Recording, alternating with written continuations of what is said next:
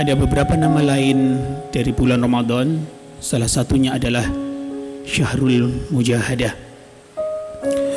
Bulan Mujahadah atau bulan bersungguh-sungguh. Bulan bersungguh-sungguh artinya di dalam bulan Ramadan kita sebetulnya yang dituntut adalah memperbanyak beribadah kepada Allah Subhanahu wa taala, utamanya di malam hari. Maka nanti ada istilah juga disebutkan sebagai Syahrul Qiyam. Ramadan mempunyai nama lain sebagai Syahrul Qiyam. Artinya Ramadan itu dipakai, dimanfaatkan untuk memperbanyak qiyam. Qiyam itu makna dasarnya adalah berdiri. Nanti kita mengenal istilah Qiyamul Lail. Berdiri beribadah di malam hari, ya.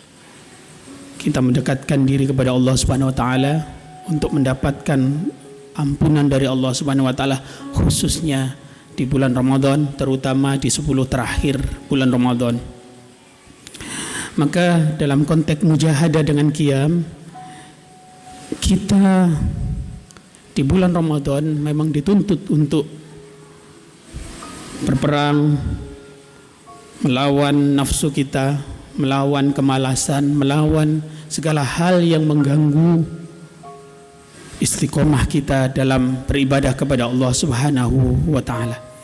Maka kalau kita memahami fungsi Ramadan sebagai Syahrul Mujahadah, fungsi Ramadan sebagai Syahrul Qiyam, apalagi nanti dikaitkan dengan Ramadan sebagai Syahrul Ibadah, itu artinya kita betul-betul memanfaatkan Ramadan untuk melakukan berbagai aktivitas ibadah kepada Allah Subhanahu wa taala, mulai dari tilawah, mulai dari memperbanyak salat, mulai dari memperbanyak ibadah-ibadah yang tidak hanya ibadah individual tapi juga ibadah sosial.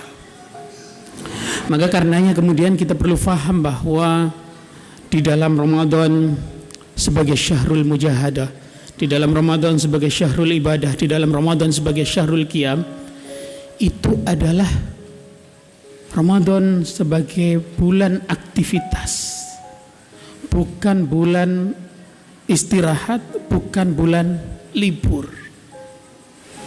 Maka kalau mungkin di beberapa negara di bulan Ramadan, atau kita juga pernah mengalami ketika bulan Ramadan itu libur dalam aktivitas yang non ibadah kepada Allah Subhanahu wa taala. Tapi kalau sekarang misalkan kita masih melakukan aktivitas, melakukan pekerjaan, kita masih bekerja, itu bukan berarti ya kita tidak bertanggung jawab terhadap pekerjaan kita hanya untuk beribadah kepada Allah Subhanahu wa taala, sementara kita melalaikan, mengabaikan tugas-tugas yang diemban, yang ditanggung oleh kita, yang kaitannya dengan perusahaan, yang kaitannya dengan tempat usaha kita, atau itu usaha milik kita. Kita perlu faham, kita perlu bagi soal orientasinya. Orientasi ibadah kepada Allah Subhanahu wa taala di bulan Ramadan harus dilebihkan daripada orientasi keduniaan. Orientasi yang berhubungan dengan akhirat di bulan Ramadan harus lebih banyak daripada orientasi yang berkaitan dengan hal-hal yang sifatnya nilainya hanya nilai keduniaan. Ini yang kita perlu fahami betul. Maka para ulama selalu mengatakan bahwa kita baru bisa mencapai fungsi Ramadan sebagai Syahrul Mujahadah, fungsi Ramadan sebagai Syahrul Ibadah, fungsi Ramadan sebagai Syahrul Qiyam, itu ketika kita sudah melakukan pengkondisian sebelum datangnya bulan Ramadan. Ada conditioning sebelum datangnya bulan Ramadan itu, yang ketika kita memasuki bulan Ramadan tidak ada sesuatu yang berat. Kenapa? Karena tubuh kita tidak kaget, mental kita tidak kaget, rohani kita sudah nyaman, tenang dalam beribadah kepada Allah Subhanahu wa taala. Maka para ulama menyebutkan kita harus memulainya sebetulnya dari bulan Rajab. Bulan Rajab disebut sebagai bulan kita menanam. Bulan Sya'ban disebutkan sebagai bulan kita memupuk. Dan bulan Ramadan disebutkan sebagai bulan kita memanen apa yang kita sudah biasakan. Kita tilawah, kalau sudah kita biasakan sehari 1 juz saja di bulan Rajab, Mungkin di bulan Sya'ban bisa naik 1,5 juz atau 2 juz.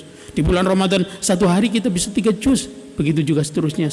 Atau beberapa lembar di bulan Sya'ban, di bulan Rajab naik, ya, kelipatannya di bulan Sya'ban naik lagi, kelipatannya lagi lebih banyak di bulan Ramadan. Itulah yang dimaksud oleh para ulama, ya, terkait dengan bagaimana kita perlu mengkondisikan ketika kita mau memasuki bulan Ramadan, ada tahapan-tahapannya supaya kita tidak kaget. Maka jangan heran kalau ada di antara kita yang bersemangatnya hanya di minggu pertama di bulan Ramadan. Lalu setelah minggu kedua tidak lagi tampak dia bersemangat, dia mulai seperti biasa lagi, tidak kelihatan lagi di masjid dan seterusnya. Kenapa? Karena tubuhnya kaget, mentalnya kaget, rohaninya kaget. Kenapa? Di bulan sebelum bulan Ramadan tubuhnya, mentalnya, rohaninya belum dipersiapkan. Maka ini yang perlu kita fahami. Bulan Ramadan bukan saatnya kita bermalas-malasan. Bulan Ramadan saatnya kita memperbanyak beribadah kepada Allah Subhanahu wa taala. Maka para jemaah yang dimuliakan oleh Allah Subhanahu wa taala, ada hadis yang diriwayatkan oleh Imam Bukhari dan Imam Muslim dalam status muttafaqun alaih, itu artinya hadisnya kualitas tertinggi kesahihannya. Ada 2 varian matan yang ini sebetulnya juga populer, sering kita dengar, tapi mari kita lihat dari sudut pandang yang mungkin agak sedikit berbeda. Apa itu hadisnya? Yang pertama adalah man shoma ramadhana imanan wa ihtisaban ghufira lahu ma taqaddama min dhanbihi. Yang kedua, man qama ramadhana imanan wa ihtisaban ghufira lahu ma taqaddama min dhanbihi. Yang pertama adalah barang siapa shoma, ya, nanti akan saya jelaskan shoma ini apa. Kalau makna dasarnya adalah berpuasa di bulan Ramadan, iman kepada Allah Subhanahu wa taala, ihtisab, hanya berharap pahala dari Allah Subhanahu wa taala, keuntungannya dia akan mendapatkan ampunan atas semua kesalahannya. Kalau iman dan ihtisab.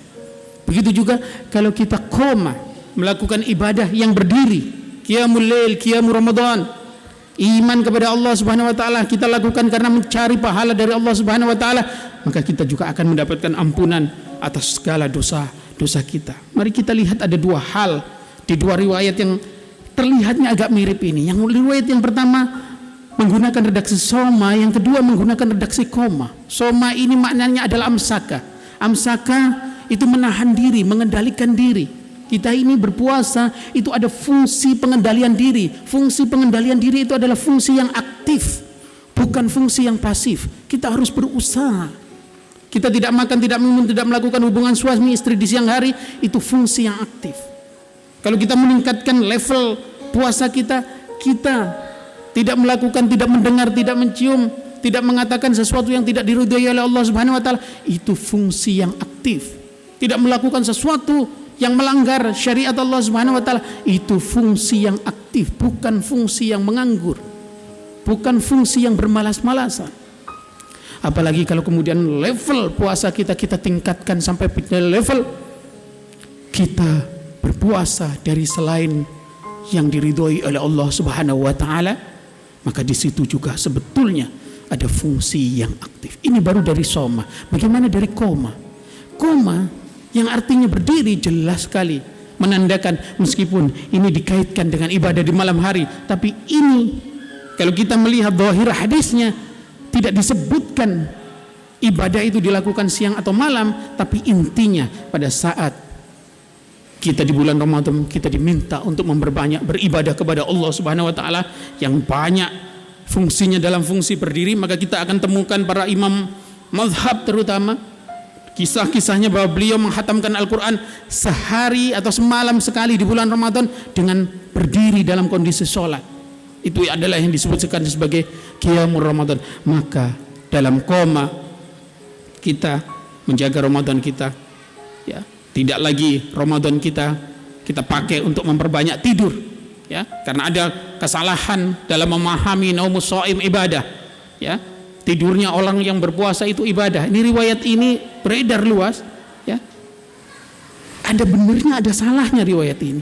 Secara kualitas sanad memang ada masalah, tetapi secara makna ada 2 sudut pandang. Ada yang mengatakan bahwa dilihat perbandingannya. Kalau perbandingannya dengan bermaksiat tentu saja Kita nih ketika tidur tidak melihat sesuatu yang dilarang oleh Allah Subhanahu wa taala. Ketika tidur kita tidak mendengar sesuatu yang dilarang oleh Allah Subhanahu wa taala, tidak melakukan sesuatu yang dilarang oleh Allah Subhanahu wa taala, maka tidur itu menjadi ibadah. Betul, dalam kaitan itu. Tetapi kalau kemudian kita dalam bangun ternyata kita bisa lebih rajin beribadah, lebih dekat dengan Allah Subhanahu wa taala, memperbanyak tilawah kita, memperbanyak sedekah kita, tentu saja tidur kita sebagai orang yang berpuasa rendah sekali nilainya. Maka lihat perbandingannya. Kalau memang tidur kita menghindarkan kita dari maksiat, itu ibadah pasti. Tetapi kalau kemudian tidur kita justru kita jauh, tidak mampu melakukan ibadah-ibadah kepada Allah Subhanahu wa taala, kita mengabaikan puasa kita, hanya sekedar tidak makan, tidak minum, tidak melakukan hubungan suami istri, tentu saja nilai tidur kita itu rendah sekali. Maka sebagai penutup, sebagai akhir apa yang ingin saya sampaikan pada kesempatan kali ini ada dalam beberapa hari ini ada riwayat yang tentu saja bukan hadis yang beredar di medsos gara-gara naumus shaim ini. Ada riwayatnya bunyinya begini: man soma summa nama summa staiqadha summa nama summa staiqadha dakhalal maghrib. Barang siapa yang puasa kemudian tidur setelah sahur, kemudian bangun untuk sholat duhur, lalu kemudian tidur lagi, kemudian bangun lagi sampai menjelang waktu berbuka, maka dia akan masuk maghrib.